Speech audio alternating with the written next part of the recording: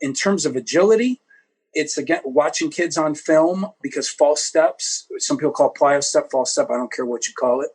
There's a good way to do it and a bad way. You know, if you're stepping too far back and that foot you're stepping back with, that heel comes down and the knee straightens, then yeah, is the mechanism for an Achilles tear. And, you know, our age population, right? Or even even some younger athletes too have it. So we don't want it to be stretching and loading at the same time. So that's where heel taps and all that kind of stuff we do come in. But again, it all comes down to if you're in your posture and you know what your feet are doing.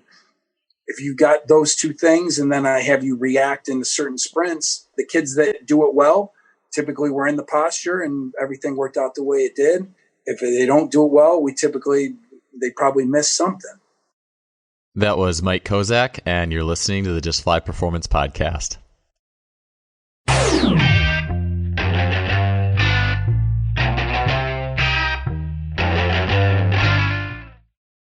Before we get to the show today, I wanted to mention a really cool item that is available now from our sponsor, simplyfaster.com, in their store. That item is Exogen Premium Wearable Resistance. Exogen is a series of tight-fitting sleeves along with uniquely shaped fusiform weights that strap directly onto those sleeves. So what I mean is you can have shin sleeves, arm sleeves, shorts, and a vest, and you can strap these uniquely fusiform shaped weights. They're light in nature, 100, 200 grams, that strap on in a way that allows you not only to resist movement very specifically, but also add fine-tuned elements of rotation to that resistance. So this is the next level of wearable resistance. You may have heard this from back long ago on the show, Hank Kreinhoff talking about it, to recently Chris Korfist, sprint coach, talking about it. This is the next level in premium wearable resistance. I've used it myself. I love it. I love not only the way it feels and the way you feel form and technique change. It's like combining technique with power. And so often we just think about weighted vests as just pure force, pure downward gravity loaded resistance. This is the ultimate combination of technique with power, and it shows up in things like Chris Korfist being able to take time off an athlete's 10-meter fly by putting the sleeves just on one side of the body, an ipsilateral resistance. We're using the body's own systems, fine-tuning it, and that's what this does. It allows you as the coach or an athlete to create, explore, and fine-tune the way that the resistance is rotationally impacting the body.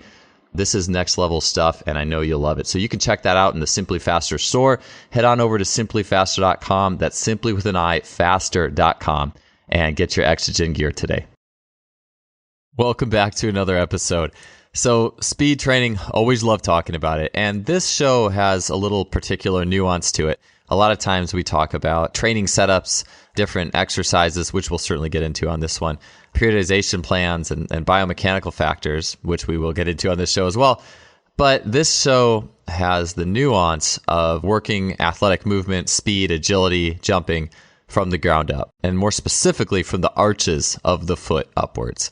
And my guest to give us just great insight into his program that works on that level is Mike Kozak. Mike Kozak is the owner of SOAR Fitness in Columbus, Ohio. He is another guy who is, and maybe one of the foremost, if not the foremost mentee of Adarian Barr, in just the length of time and discussions Mike has spent learning from Adarian. And it's been a lot of fun for me to see what Mike has done with a lot of those concepts.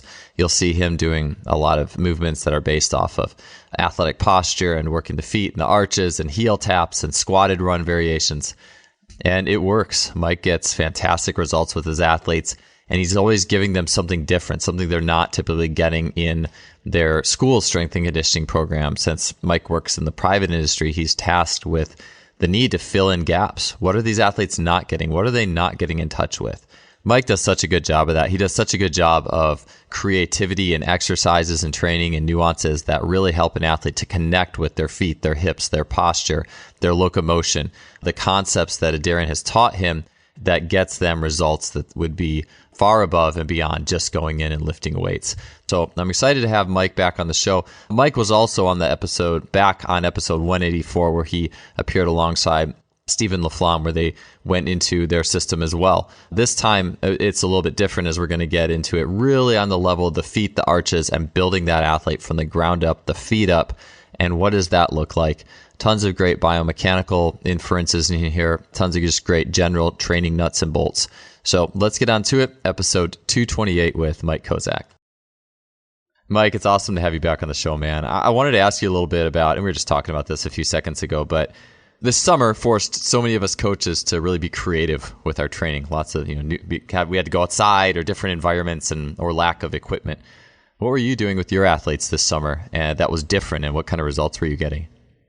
Yeah, well, hey, first, glad to be here, man. It's always nice it's kind of like growing up watching a team. I've always been listening to this podcast, and now to be on it, it's like playing for your team you rooted for your whole life, So anyways, like most good coaches over the whole, the quarantine, which was February into April, spent a lot of time on a lot of different webinars. You and I have taught. You and I have been on Adarian's. I was, Chris Corfus and Dan Victor put on some really good ones. And, and I had been aware of some of the DB hammer and all that kind of stuff, but really kind of dove in with that and exchanged thousands of voice messages with my friend Ronnie Ward out in Ireland, and really kind of put together a plan. It was like when May hit and I couldn't open my gym, I pulled my clientele and thought maybe I'd have like 10 kids who want to train outside. I ended up having 60. I was like, wow.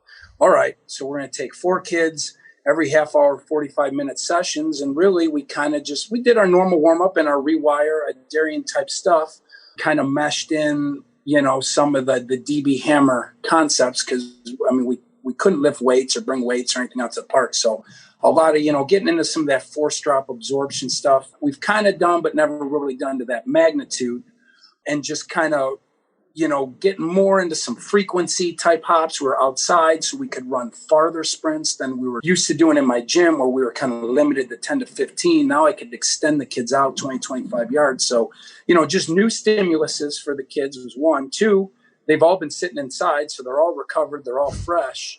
And 3, like I said, most of my kids that normally lift at school, a lot of my football kids, they didn't have that stimulus on them, which I'll be honest, that stuff just, even though I will work around it, it's just never done ideally, right? So for the first time, I had athletes who were fresh, and really when they were coming to me, I was the only thing they really had in terms of training, because even team sports weren't going on. So when the gym opened at the end of May and we got back to starting to be able to lift some weights and do some stuff, man, and test, and we just kind of, me and Dakota, my trainer, looking at each other like, wow, these kids are flying. And it's really, we were able to do stuff intelligently with the proper amount of rest. And like I said, they didn't have any other things that were kind of competing. So, the outdoor workouts was kind of intelligently done speed work, some sort of plyo or force absorption type thing. And then we would do a lot of crawling, a lot of iso lunge extremes, straight leg extremes, nothing that involved weights. And boy, it was hard.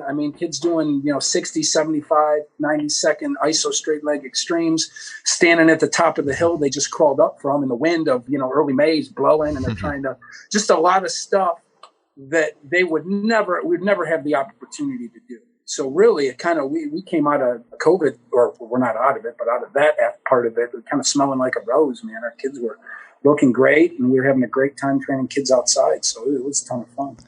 Yeah, I think a couple of thoughts. First, I was going to say, whenever you get crawling, sprinting for a longer distance than, even acceleration's good, but just flat sprinting and isos in the same workout or the same week, and that's like a focus rather than just, again, we know you both like weights. Weights is good, but if you can get away from the negative stimuli aspect of kids getting overworked in the weight room and just get into that for a while, man, it is explosive, the progress and just like the fluidity I think you see.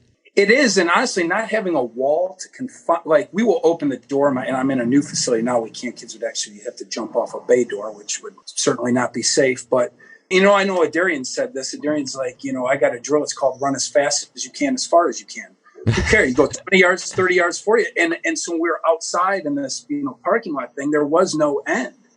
Sometimes I time 20s. But really, I'd say just get going. Be like, if that kid was flying, I'm like, just keep running. Hopefully a car doesn't come through or something like that. And like I said, that's just pops the brakes off. You keep going.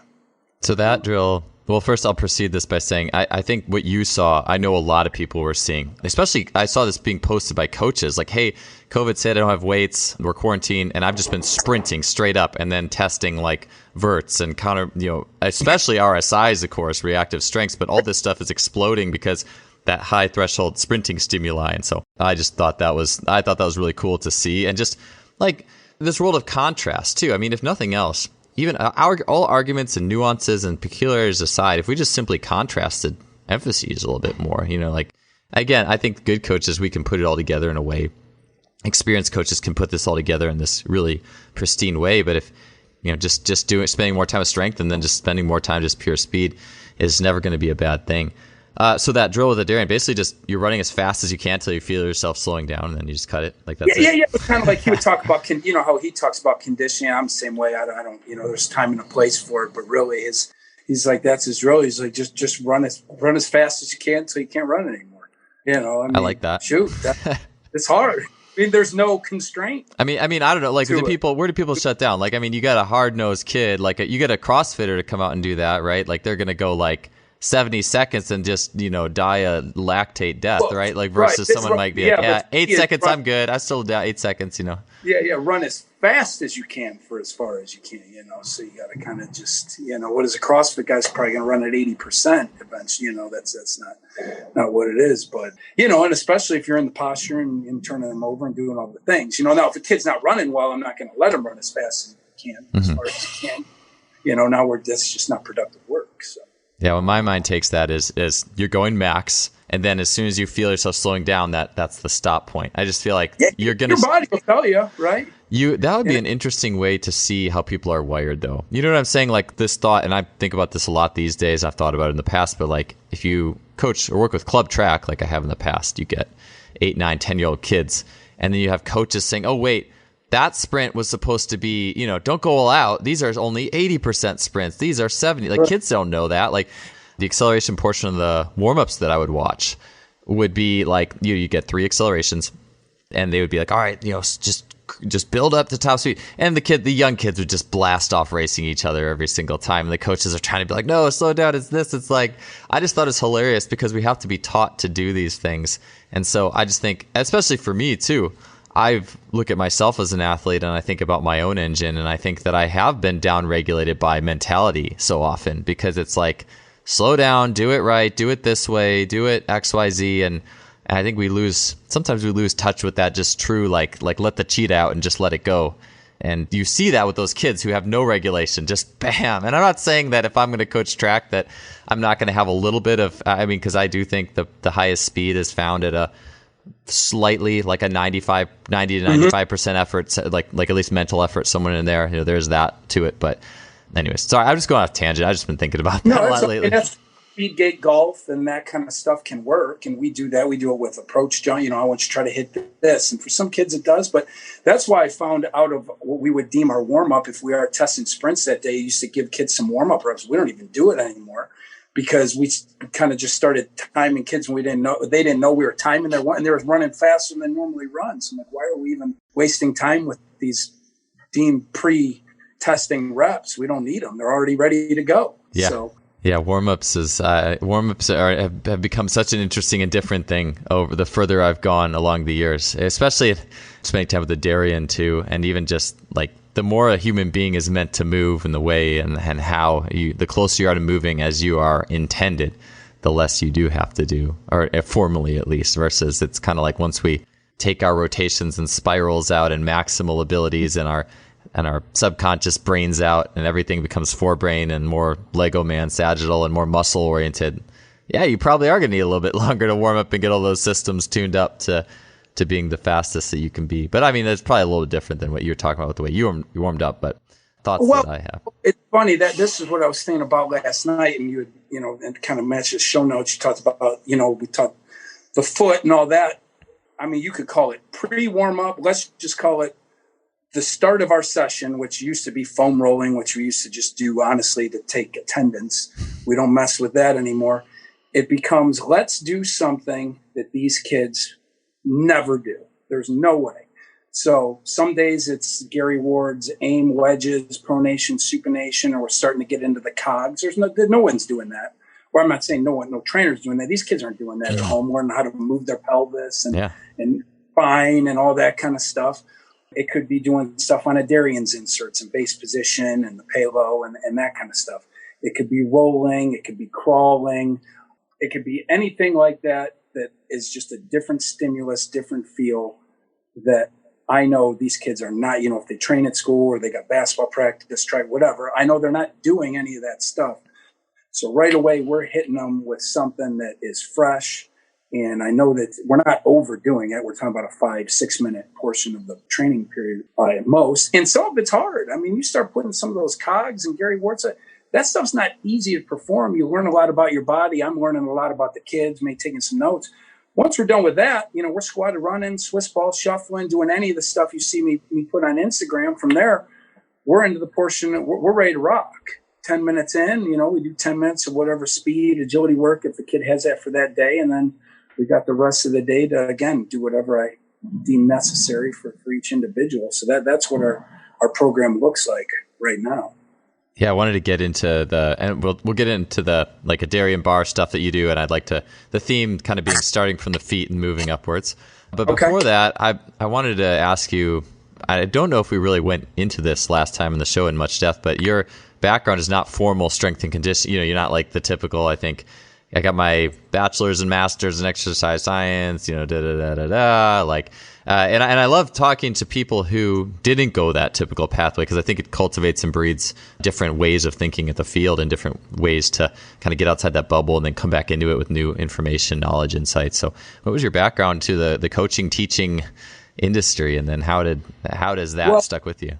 I went to school to be a phys ed teacher, really because I knew that nothing else to go school-wise was going to work for me. It was either be do maintenance for softball fields and baseball parks and just do that, which I would have been happy with, but wanted to go to school, was blessed. I have a family that provided that opportunity for me, and got my master's degree in education, and a student taught with a guy who I just thought was brilliant. His name's John Blaine. I'm sure nobody's ever heard of him, elementary phys ed teacher, but he would coach.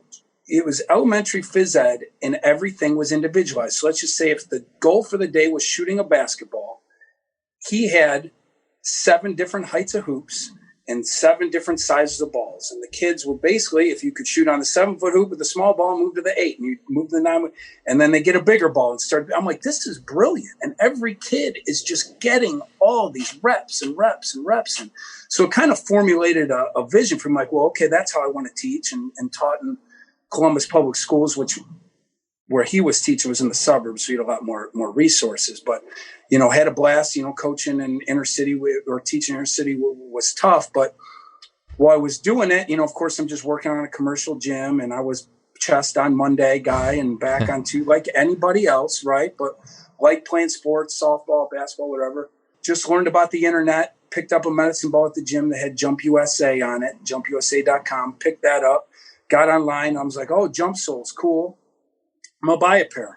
Started doing them. Of course, jumping higher because I never did plyometrics before. So is it because of the jump soles, a program, whatever? I'm like, you know what? Got with my old business partner, my roommate at the time, said, we should just buy these jump soles and start selling them to kids and teaching them the program. So that is where SOAR started, that exact thing. Now, we overused them and probably did way too much plyometric back then, but the bottom line was I've never spent 1 second inside a college strength and conditioning environment. I never had a strength and conditioning mentor.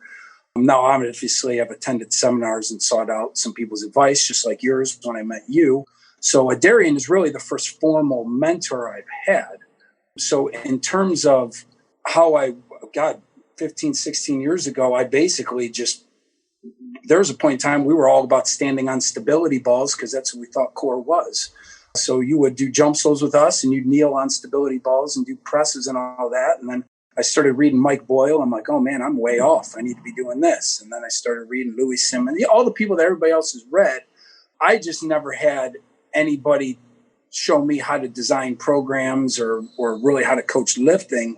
I just kind of learned as I went, kind of was inside a Taekwondo studio with some Olympic kids and a coach that had been in that process that kind of told me, I was like, oh, okay. This is how I learned a program. But I have pretty much operated basically learning by failing or being like, oh, that doesn't work, and trying to read. So, whether that's good or bad, that's just my story. So when it comes to changing my philosophy or like meeting Adarian, which anybody else that has met him and talked to him, you're going to have a completely different thought about how to train people, right? I have no problem making wholesale adjustments like that because I'm unbiased. I never learned a traditional way, Yeah, and that's where, even with me, I remember even just getting into in my early 20s, my first internship experiences in strength and conditioning. And the thing that you were saying with you, like you were all over Jump USA, getting the jump skills, doing it all yourself. And the biggest thing that I noticed as a young coach, a seasoned athlete. I mean, for me, by the time I was doing those internships, I had been training myself for 10 years. So those 10 years of experience. And I just sensed this, at least this is just the 2 internships that I did. I'm not speaking for other programs, and I won't even say exactly where these were, but I just noticed this insane disconnect between like everything that I had learned, athletic movement, elasticity, power, and all this stuff, and what seemed to be the just general vibe, which was just kind of, hey, here's some exercises, do them this way. No thought process really behind why they were being done or what portion of the movement they could help, anything like that. It was just, and so that, then I decided to become a track coach for a few years and after that. But anyways, long story short is I'd like to get to some of the things that you learned from Adarian, starting from the level of the foot, that are staples in your program. When athletes come in, we want you to do this, to be able to do this well, to be able to cultivate greater levels of athleticism. So starting at the level of the foot, what are some key cornerstones of your program? Well, I mean, we have, Adarian and I, and obviously more him, we've established, and he talks about all the time, is what the non-negotiables are.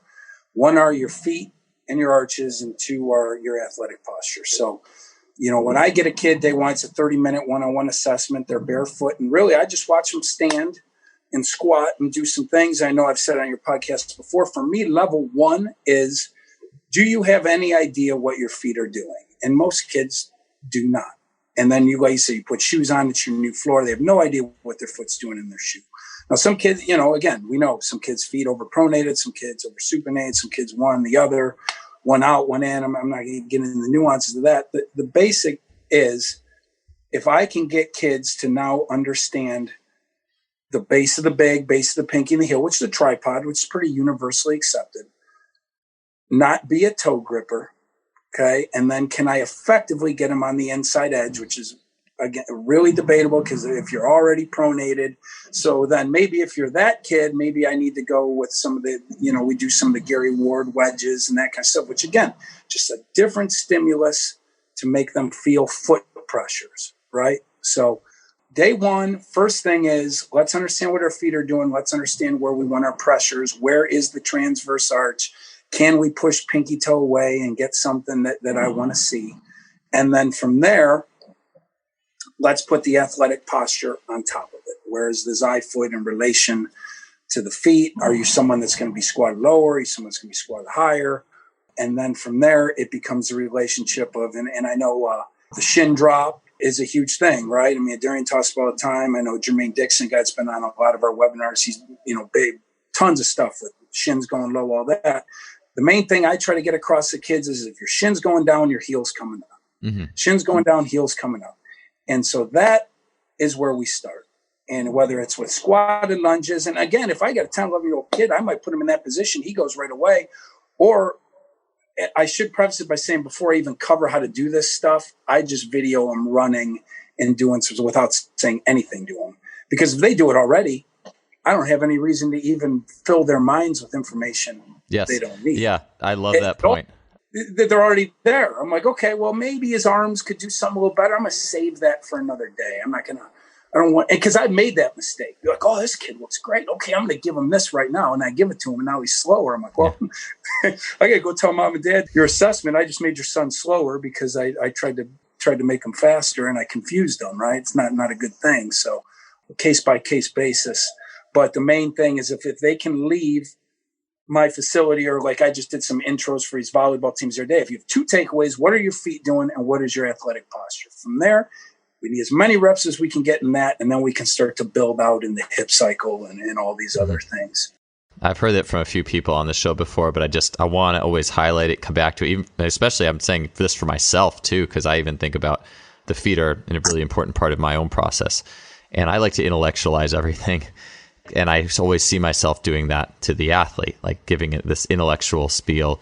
And I've gotten better at it over the years in terms of not making it too convoluted and trying to really package it in a very small chunk. But even to the point where just knowing when to say nothing. And in the sense, you look at that like 9-year-old kid at track club who's just busting out of the gates, sprinting, having fun, smile on his face, racing his or her buddy. And the more you tell that person, you start to see that 9-year-old kid start to slowly fade away. And it's really so much of that. It's all it's all about, like just knowing when not to show something that I know as the coach to help you, because you do it exactly. Maybe when you retire from athletics, and you're in 15 years from now, if you have a long career or whatever, then I'll tell you about all of it. I don't know, but I would agree. So I like to talk a little bit about something you said because this is, I think, the gold. And this is where, if you look at a lot of traditional strength and conditioning methodology, it's just simply, oh, you don't have enough dorsiflexion range. Well, let's squat. Let's do more dorsiflexion. Let's stretch your ankles. Let's do X, Y, Z. But no one talks about that heel coming up as the knee goes forward. And so tell me a little bit more about that. First, just as a concept, why is that important? And then let's get into how you're going about training it. Well, yeah, because Adarian would say your range is your range. So we're not really consciously trying to improve dorsiflexion. Now, again, if kids go into a PT or they say he needs to do it, then I'm not arguing with that. And again, I think some wholesale good movement of a young kid should probably improve those things. Yes. Right? How much? Yep. I don't. If you're 18 or probably not. You're 12, 13, probably. So, yeah. So the one thing is, it's how you effectively get what Darian deems second-class lever, right? And I know that's a debatable thing, and we're not going to get into are they levers or not. But let's just say in this model, we want the Achilles or the foot to operate as a second-class lever. So now the transverse arch becomes the fulcrum, the shin goes down, heel pulls up, and that just is effective store and release of Achilles energy. That's it, because if that shin keeps moving forward and the heel stays down, you're staying in first class. 1 and 2, you're just stretching the Achilles. So that becomes a thing. If you're someone that has a lot of dorsiflexion range, then your athletic posture has to dial you in to a stance or start stance that gets you to get that heel to pull up faster, because we got to take some time away from you, as opposed to someone that doesn't have a lot of dorsiflexion range like myself. What do we have? Less time. So they may strike with a little bit more vertical tibia, and then the heel's going to come up faster.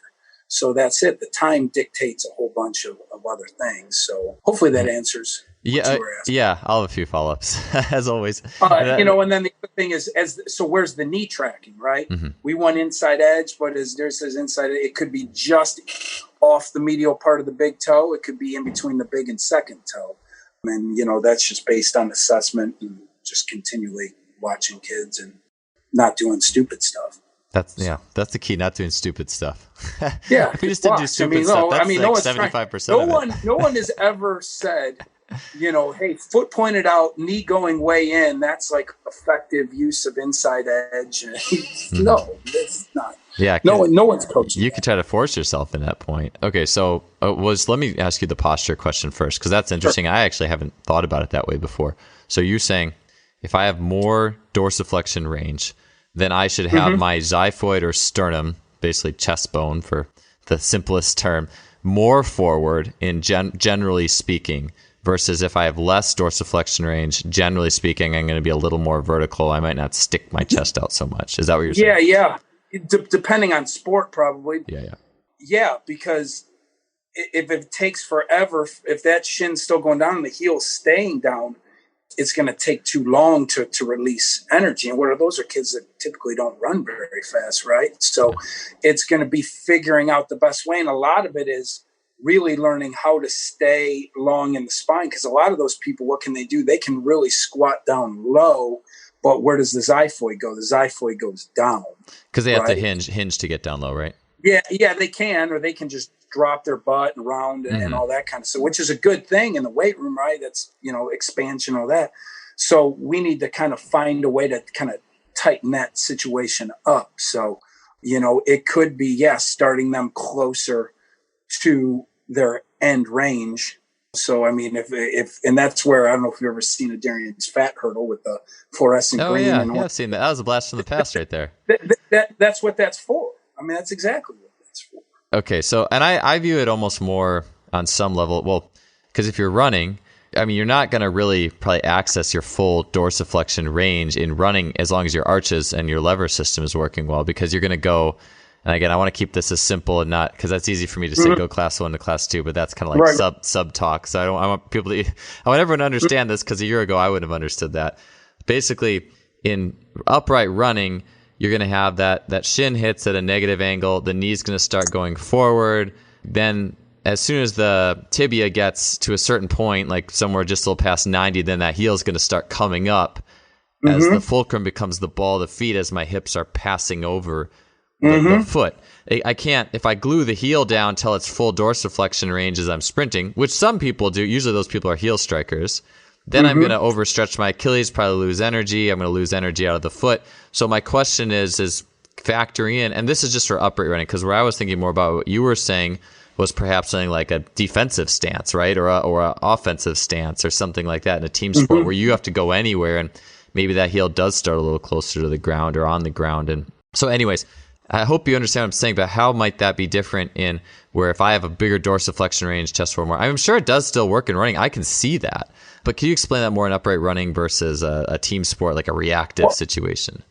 So it all comes down to how fast are you moving forward. So if you do have that range and you're getting your xiphoid out ahead farther, then I guess that range could work in your favor. You know what I'm saying? Where like if you can go from heel, if your shin can drop farther, your heel's down, your heel comes up, knee is or shin's still going down, butt's traveling over the knee, xiphoid's out way ahead, and you can remove that foot before the knee snaps back, then I'd say you're golden. Those are probably your really fast people. Like my fastest kids have good range, but they can get out ahead. The problem is, I think, where these, like you said, a typical heel striker, they strike, they got dorsiflexion range, but they never actually move their xiphoid onto the other side of their body. Yeah. Usain Bolt, right? It's a good example. Maybe I could put him in the show notes. He's got that perfect xiphoid barrel chest, if you will. Xiphoid is very far forward, but his range in sprinting isn't coming from dorsiflexion. It's coming from him just levering that tibia bone, that shin bone way, way, way. I guess maybe I'm just trying to think of a good visual. That's always the challenge of this show. I don't have video. I can visualize what you're talking about. I'm trying to, for the listener though, as Usain Bolt is passing over his foot and running, and that the shin is dropping, aka the knee is going forward as his heel's coming up off the ground as he passes over, he's able to sustain that shin drop, that knee drop. I guess you could say knee, not really knee drop, but the shin is dropping forward for a very, very, very long time for Bolt, because he's very good at that action. And of course, his heel is coming up. It's not staying glued to the ground.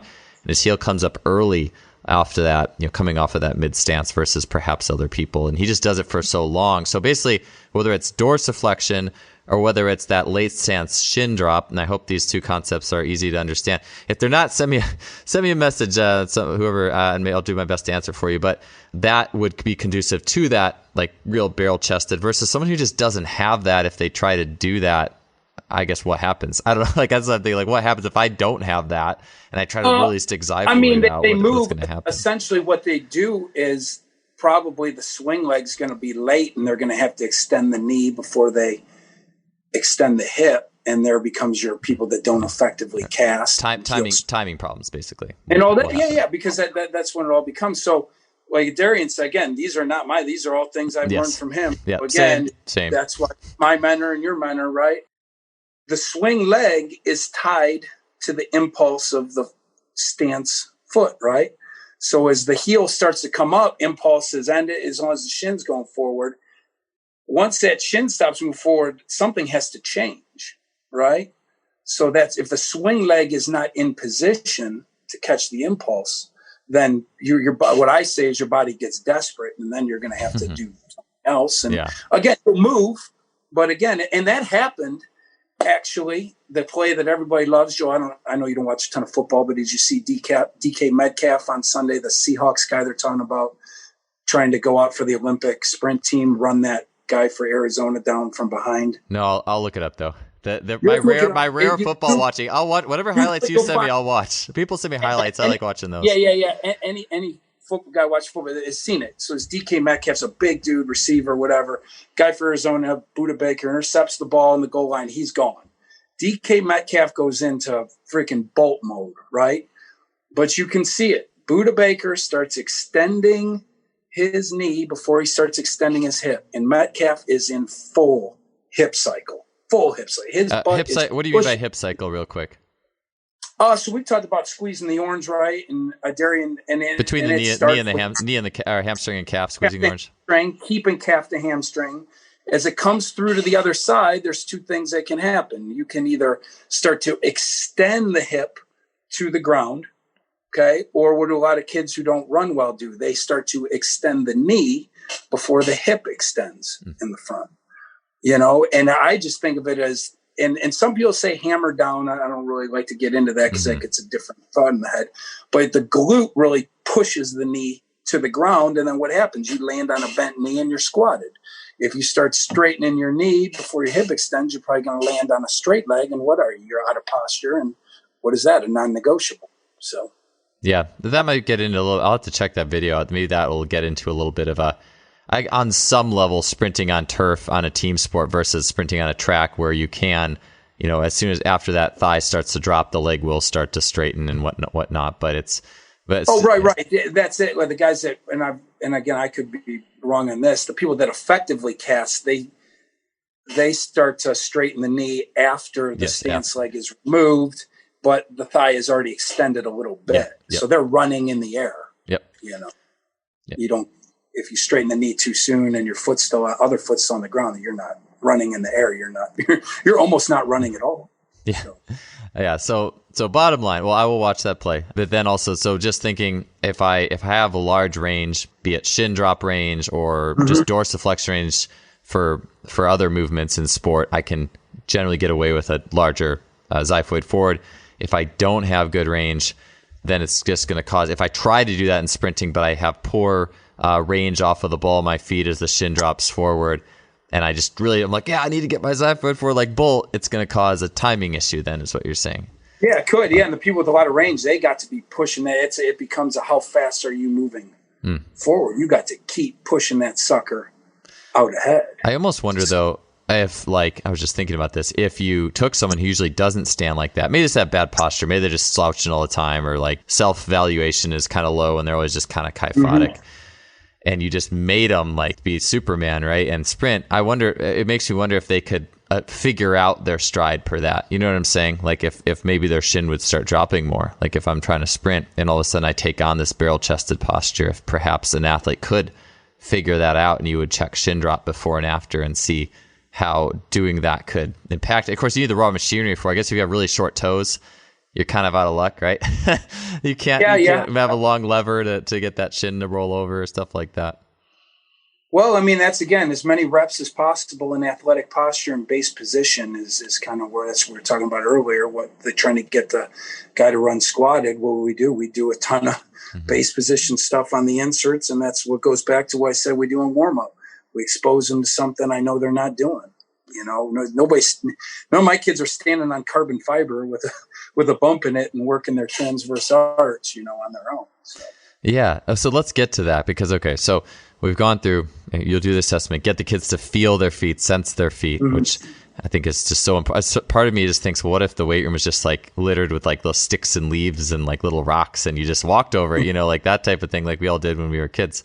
I mean, on some level, right? So anyways, tell me more about the way we would explain it, just say the first class to second class lever. But let's just say as I'm running or doing whatever, as the shin is passing forward, starting to go over the knee, that heel comes up with it. Basically being more on the ball of the foot that would be the simplest way. Just getting people more ball of foot oriented could be the simplest way. Probably too simple. But what are some ways that you teach that method of getting the heel to come up off the ground as the knee starts to travel forward in a variety of situations, maybe running, but also maybe jumping or cutting in athletic, cuts and lateral change of directions and things like that?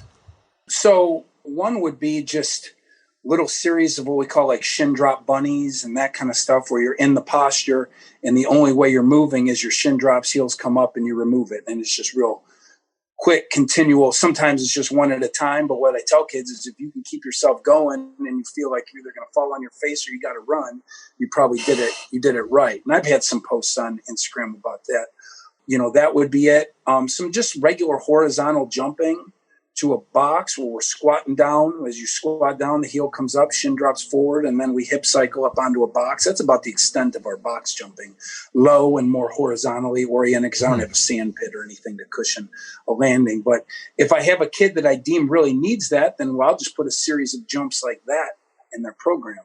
In terms of agility, it's, again, watching kids on film, because false steps, some people call plyo step, false step, I don't care what you call it.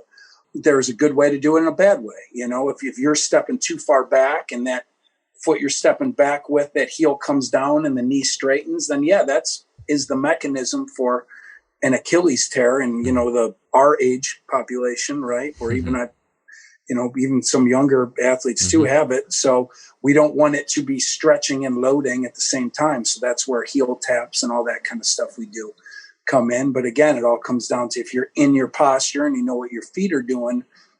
If you got those two things, and then I have you react in certain sprints, the kids that do it well, typically we're in the posture and everything worked out the way it did. If they don't do it well, they probably miss something, whether it be posture or they're really jamming that heel down or trying to stomp or instead of fall, that kind of thing. You're listening to the Just Fly Performance Podcast, brought to you by Simply Faster. So I like the idea of just using, just simple stuff like a standing broad jump. And you think about it, to do a good standing broad jump, really, the heels have to come up. It's just part of the physics of it. The heels have to come up as you rock forward. Some guys get away with it. But you find that the guys that jump 12 feet of the combine, they squat down, shin drops, butt comes over the knee, feet are off the ground before knees extend, and then calf to hamstring in the air, and it's a hip cycle. Cool. I wonder if you did people who did for standing verticals and just heels are glued to the ground for the standing vert. If you did warmed up with some standing long jumps and had the heel come off, be aware of it. Maybe that would change in the vert. I don't know. Case basis. I have a kid, I can tell you that absolutely did not work out for him because he kept jumping off the mat. So as soon as forward off the mat every time forward. That's hilarious. So one that horizontal, and he's a kid that he's very quiet. He's just maybe a type 3 or whatever. Did I say that right? The quiet, the introverted, So kind of afraid of stuff. I understand. The horizontal jump out, he did a power rear throw, or what we call Viking toss, and then went to jump mat. And I was like, okay, this exercise just needs to go. I have no problem doing it. I just put a line through it, don't do it. And immediately PR'd on that rep. So there you go. So dumb programming. That's cool. So you got that for the jumping, and then the court movement. And I know, the Achilles tear mechanism. I think Adarian's posted this. The best way I see is that when Kobe tore his, it's like drop. You're dropping down to make a move. That back leg stabs back, and then it just, instead of the ball of the foot catching the back leg, it just goes right onto the heel, and then that Achilles snaps this time. And the load, your body weight is moving forward as your heel's going down, your knee straightens. So what's Achilles is stretching and picking up load. Yeah, it's like the calf wants to operate concentrically. Well, but it was supposed to be kind of eccentrically because you're moving forward, which tricks it into be concentric.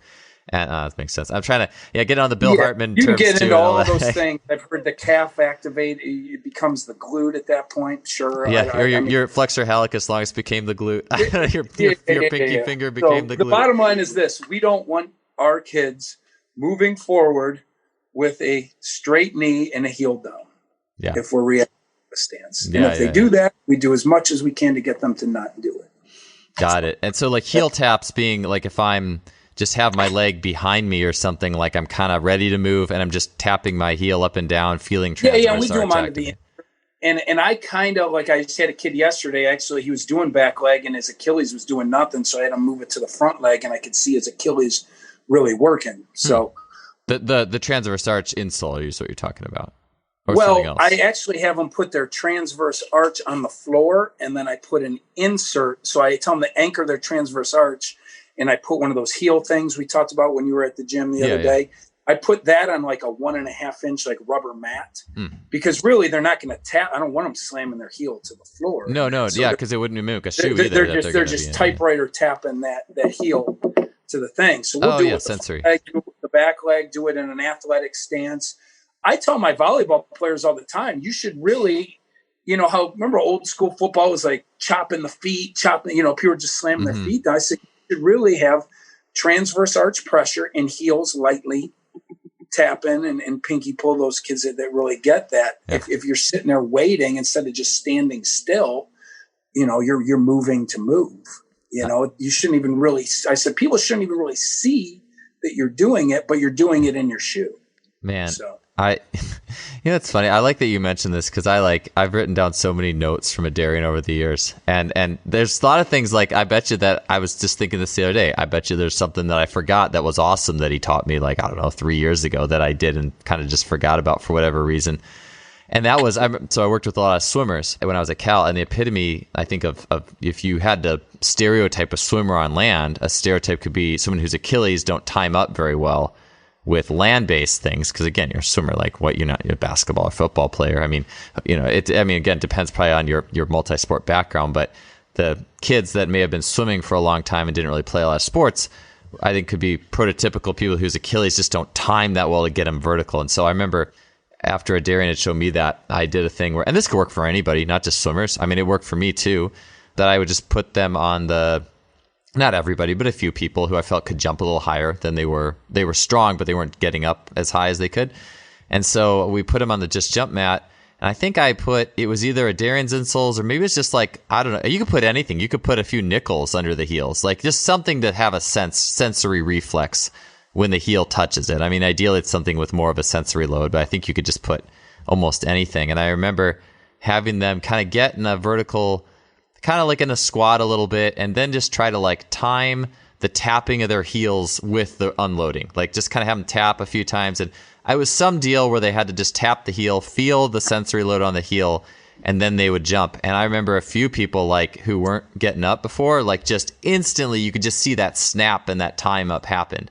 It's this is why you weren't jumping very high, And then I just I think it's because it was swimmers, and not that it's not important, because it is. Every athlete I've ever worked with, I want to give them the maximal bit, but maybe it was, I don't know, maybe I got another lesson from Adarian and then just forgot about it, or I don't know what, but that was pretty cool. And I don't honestly, so basically what you're saying just made me think about that, and I don't know why I didn't do it more, but that sensory it's all about sensation. We forget, we learn, right? That's wise people say that all the time. Yeah, this guy's forgotten more than, I'm not that point where I've forgotten more than anyone's learned for sure. But you've heard that said about other coaches, where it's a wise old sage, and this guy's forgotten more than I've ever learned. I was oh, that was something I forgot that was pretty cool. I'm going to start doing that again. Right. Anyway. Yeah, we've been doing that. I call that kind of ride the impulse. You would put up the low foot squat jumps to a low foot calf rhythm jumps to a squat jump, the 5-to-1 ratio. Rhythms, 3-to-1s, 5-to-1s, yeah. Well, that was the extreme jump sole program that I used to have kids doing. Jump. It was rapid fire and then jump in between. And I put a post about a basketball girl. I love it like that, but I just call it ride in the impulse. Feel that one instead of really trying to stop, push, and jump. Heel comes up, pull yourself off the ground. You're not going to jump your highest, especially with single leg type stuff, but the timing and the fluidity of it is really cool, and it's less impact on the body, I think. So I think so too. Yeah, it's so cool. It's just the stuff you pick up, right? Being in the non traditional strength coach education or physical preparation, whatever it is. It's not like I was, sitting in class, take the CSCS, and it's oh yeah, do all these heel taps with jump soles, but you watch people who are doing. I mean, to me, the epitome of so much of this is just watching people do 360 dunks or something, and you're seeing this goes so far beyond the squat pattern. It is unbelievable in the sense of you got that lever action we're talking about, where the heel is off the ground. I mean, a lot of times, if you're seeing an elite running 2-leg jump, you're seeing that front leg, that final plant leg heel being kind of off the ground well before the person's actually projecting themselves upward. And where does the ability to do that come in? it's like, yeah, we could just call it strength and be real binary. And yeah, they are strong through, like, you got to be fascially loaded to do that. But they also have like a immaculate sensory system to be able to create that collision with the front leg at the right time that up with the Achilles. I mean, because I can try to jump like that, but it just doesn't really work out. But I want to, maybe my homework will be is to start integrating more heel taps with various types of takeoffs and things like that. I mean, like I was doing with the vert, but I think it'd be cool to integrate that with a variety of sport movements too. Even if you watch the Adarian stuff, I'm sure you have like the shot putters and the collisions in shot put, the collisions in javelin, and that one shot putter. It's like they're creating these little subtle like taps and collisions through the heel. It's really, and once you start looking for it, like, wow, this is really cool. Well, that's it. I mean, get back to football. Darian always is posting Tyreek Hill's, who's I don't know if he's the best receiver in the NFL, but he's definitely the fastest. And his ability to false step and fall and drop, I mean, it's crazy. I don't try to teach that. Conscious, Yeah, no one tell Tyreek Hill actually what he's doing. Just let him do it. No, but I do have kids. I'm like, oh, he's doing kind of that. I go, let's try to move this foot and see what we can get out of it. And yeah, but again, that's what Darren said. Study the outliers, study the fast people. So. Yeah, so you've said transverse arch a few times, so let's just go quickly into that and again, something that's not necessarily easy. The foot is a complex enough organism, even if you're just looking at it, like it's got, bones and joints and arches. But for the sake of, again, being an audio show, explain the transverse arch and what that means to you when you're talking about getting up onto the balls of the feet, the heel coming off the ground, and those types of constructs. Yeah, I mean, as we say, it just runs from base of big toe to base of pinky. And if you can push pinky toe away and maintain base of big, base of pinky, and heel, you form that triangle, which is the strongest structure. And you got all three arches working for you.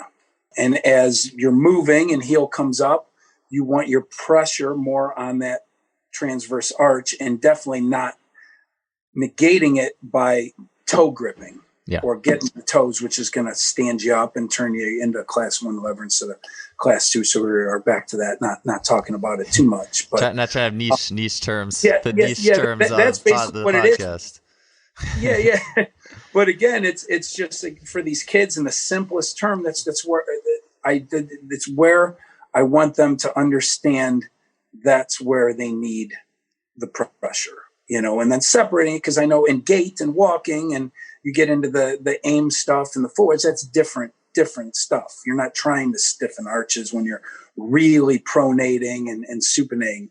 Two different things. That's why I just rotate them and mix it up. And I'll tell kids, look, this is more for walking and just general foot stuff. This arch stuff we're doing on the inserts, this is more what I want your foot doing when we're trying to sprint. Yeah. That's an important distinction that I've kind of made, because I'm trying to reconcile what's happening in walking in the clinical physical therapist textbook gait is so different than sprinting. It's just like, it's not the same thing quite.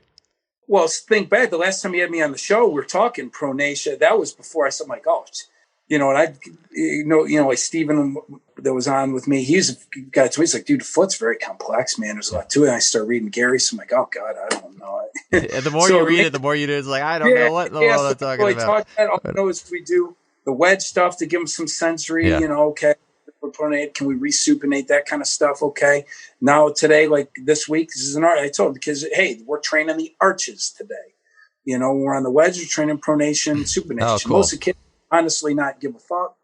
I would agree with that. The kids, at least, but some whatever. do, but most don't. At least I waved the flag and said, "There's a difference," and maybe you'll thank me for this one day when you're hurt and 20, when you're 30 and you have a sore Achilles. You're gonna thank me. Okay. Yes, exactly. Yeah, the wedges. I actually have kind of found the same thing. I actually haven't really made it out like that for the kids. Like, this is this day. I usually just get the wedges out. Some kid has, if there's a pain issue, they're not pronating. Okay, let's get the wedges out. Other than that, it's just let's get into the arches. And I like to think about it too. It almost like it gets into, the more you actually get into high speed sprinting, the more everything just turns into just circles. It's just like Adarian said, it's just circles and spirals, and you start to think about it more like that than trying to say that at this point in the sprint, this is pronating and this is rotating here. It just doesn't. As soon as you stop walking, you kind of lose that. And so I'm just trying to wrap my mind around it. Sure. Okay, cool. So I do want to get to And then I was going to say you used to help transverse arch too. So you said the space between, or the ball of the big toe, ball of the little toe. You said pinky toe. Do you lift the pinky toe up or away? Like you said, pinky toe away. You're pushing it away. Okay. And trying away and up a tad. Like you said, it's kind of a linchpin to the whole deal. But you got to be able to keep the base of the pinky toe down. And then again, some kids I don't use that with at all. If I tell them to go inside edge and their foot completely overpronates and knee goes in, I just want them to be on that triangle. Yeah, just hit the triangle. Leave it at that. With a lot of my kids, I really kind of just leave it at that. And then there's some kids I might come back like, hey man, remember pushing, when you're setting up. If I get a kid, he's trying to run for a college scholarship and getting set up for a 40, and it's like, okay, then we might be like, okay, let's make sure you're doing this in your shoe. It's set up and all that kind of thing. A 13-year-old that, again, just like we talked about the 9-year-old tricky, they don't need all that information. No, I really, the less the better. It's just like we pay respect to the human organism. It's going to solve the problem. Yeah, unless they have a major injury or something, no, they don't need that. Yeah, right on. Hey, well, last thing let's get to is I'd like to talk about, we were probably going to spend more time on the show talking about this, but that's okay. So, because you mentioned toe gripping, and that makes me think about, not everybody, but at least in unilateral toe gripping particularly, a lot of times it's really or always an injury. Like you hurt your hip, you hurt your knee, then the toe grip to compensate. I know Steven had said that with like the Bill Hartman, say like the feet are the ultimate compensator. So where's the medium as you work your way, like if you're working with an athlete, man, they're just doing a lot of toe gripping, or maybe I should just ask this. How do you fit the foot stuff with what's happening upstream? Hip, internal rotation, compression, expansion, those types of things? In terms of that, not much more than we are constantly trying to keep base of big, base of pinky, and heel. If we're doing a split squat type thing, and assuming I want the heel down. Yeah. If it's a kid that I don't like their shoe wear, let's get the shoes off. I do have kids that do, let's just say, a rear foot elevated split squat with their front foot on an Adarian insert, because I think they need that. Mm-hmm. So it is continually. So when a kid backs out of the squat rack, I don't care if it's on the heels elevated wrap, if it's not, if they're just feet on the floor, the first thing I say to them is find base of big, base of pinky, and heel. Even distribution to each foot. That's the automatic cue that I give them. So in terms of, that kind of thing, like you said, compressive, expansive, I'm not really doing too much with the foot other than maybe elevating it on a platform, on a ramp, or just elevating it a couple inches in the air. And again, that's just kind of based on stuff I've learned from really smart people like Steven and Bill's mentors and my current therapist, James Fryer. Other than that, I kind of just go on, okay, this kid has this look, this presentation. I feel she needs this. This looks good. They feel it in their hamstrings, glutes, wherever I want them to feel with, and I take it as a win. And the main thing we would manipulate would be how we load them, which I don't think is any different than stuff we talked about before. Yeah. So why? Because actually, that was interesting. I know a couple episodes ago I had Michelle Bolin and Tim Richard on, and Tim had talked about using a rear foot versus a front foot for runners based off their presentations. And I love that you put the Adarian insole, or just, if people don't have those, like just some sort of sensory load that makes the wedges. Yeah. If kid overprone, put a sock, or, again, if they can't do it, they shouldn't be doing that. Rear foot elevated is in the wrong. They're not ready to be supported almost on one. Why do you like the front foot though so much? Like for that, like why is that kind of a thing that's commonly in there? Like what is that doing? That the front foot elevated? Yeah, where you just pop that up a few inches. Well, for one, as I've learned, is it allows them to get in that hip a little bit better. It brings the ground up to them.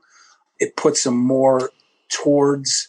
I guess it buys us a little bit more ability to get to 90 degrees of flexion. And there's other guys that could speak and women that can speak way more intelligently on this than I have. It just, to me, from what I understand, biases us more towards early and mid stance, whereas the rear foot elevated is going to be more late stance, which again, and that kind of depends on where you position the front foot. But again, any of those other people we've interviewed and stuff, I think would say the same thing, probably a lot better than I'm saying it. It just becomes now, are we going to load them contralaterally to try to get some IR? Are we going to load them ipsilaterally, maybe to get some, to buy more ER on that side we're loading? Or am I going to goblet them for whatever reason I feel necessary to do that, or go sandbag Zercher or something like that? So one of these days I'm going to do a workout that's, me and you were talking about this. This has been my thing, like doing workouts with only like 2 or 3 things in them tops, and just exploring those 2 or 3 things the whole time. It'd be really interesting to do.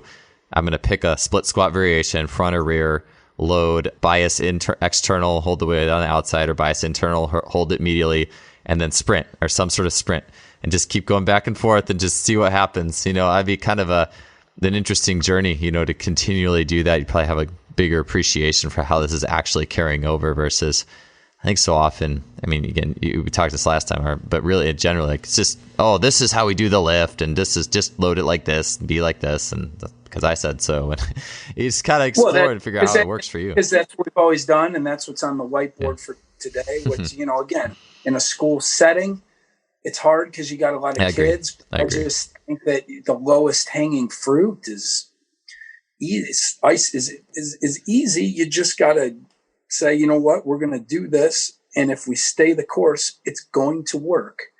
And you're going to affect more kids positively than you would trying to say, okay, we're going to clean, squat, bend. And not that any of those things are wrong. If I bring in 50 15-year-old freshmen to you, I don't understand why you would try to immediately go to something that is a lift that like professional power lifters do. So, you got to earn that lift. You got to earn it. I don't get why would you say, you know what, straight bar deadlift is what we're going to do today on the first day with these 50 freshmen girls or boys at place. I don't understand why that would be where you would go. Probably because it's International Back Day. And that's why. Yeah. Unless you're really trying to, I don't know. If you know a therapist trying to keep in business. Try to keep, give it, it's secret. A little underground, keep the therapist when busy. You can really be coaching long duration isometrics, all these things that Christian Thibodeau's talked about on your show, they're in his book, and they're very simple. And to me, it slows things down for the coach, because that's what you need when you have a lot of group. What happens when you got 50 kids in the weight room? Things move fast. And it's a clusterfuck a lot. So why not control the time with isometrics? And hey, you get your butt back. Hey, you need your butt down. Hey, you need to keep your heel down. You got time to do it. And then maybe 3 weeks later, then you can do it, a little bit. So such a simple, I think I'm off topic. A simple message, but one that hopefully I'll, if every coach in the world picked up on at some point, some of those, the therapists would be kept less busy, I think. And so. Yeah. I think everyone listening to this podcast is very clearly familiar with not having freshmen do deadlifts on the first day, but it'd be nice if, the more and more the coaching world could start to understand those concepts. But then again, that gives, people like you and I business to do things a little more intelligently. So. Sure. All right. Well, hey, it was good talking to you, Mike. I know we didn't cover absolutely everything we had on the paper, but it was a great talk. Lots of things for me to think about and consider. I'm going to get those heel taps going again. I'll let you know what I came up with. And I appreciate your insight today, man. It always is awesome talking to you. And seeing what always fun, man. Always fun.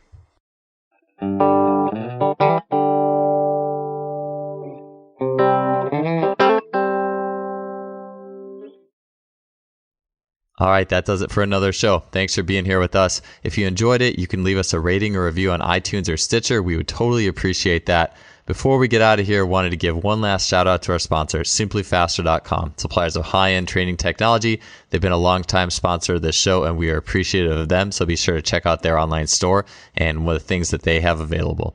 All right, that does it for this week. We'll see you guys next one. Have a good one.